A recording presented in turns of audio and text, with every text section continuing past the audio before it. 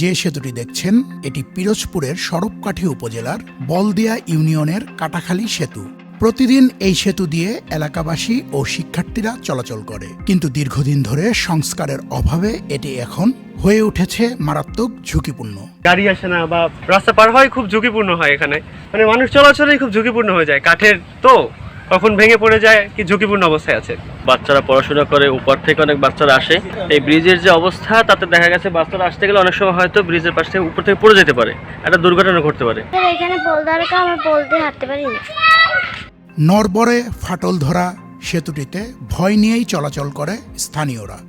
তাদের অভিযোগ, বহুবার সংশ্লিষ্ট দপ্তরে জানানো হলেও এখনও কার্যকর কোনো উদ্যোগ নেওয়া হয়নি। বর্ষা মৌসুমে পানির চাপ বাড়লে সেতুটির অবস্থা আরও খারাপ হয়ে পড়ে।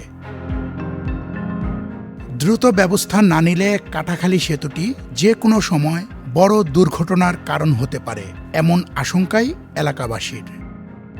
Arifin Tanjib, channel I.